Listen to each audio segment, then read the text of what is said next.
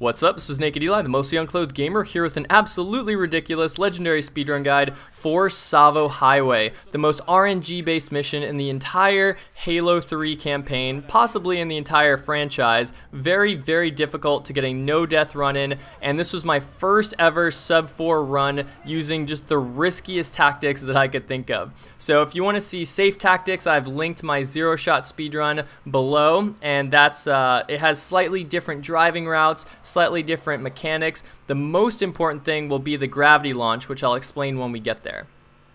So starting out, you don't want to smack into any of these walls. My driving was slightly sloppy coming out of that front door. You have very little area to wiggle around. I actually probably should have left the door slightly later so that I could have carried my forward momentum through after picking up the Marines. And notice that I was shooting my AR at that first Marine to activate him early so he would get in my Warthog earlier.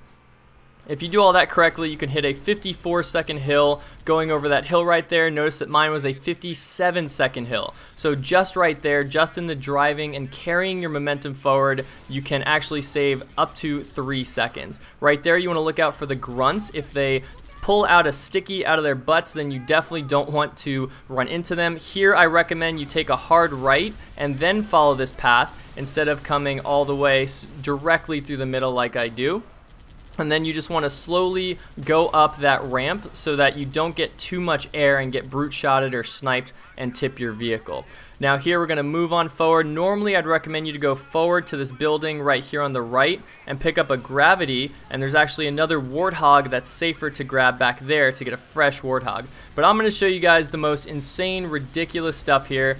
Now first off, that turret that's shooting me on the left, we want it to ideally be on the right. It's a 50-50 chance.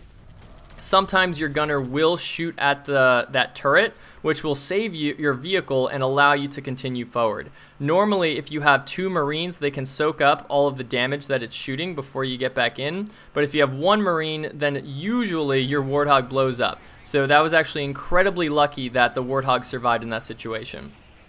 Now here you'd get the gravity lift, you'd pop it out right here, and then you'd go over. Instead, I just drive straight on through. That trick has about a 20% success rate if you execute it properly.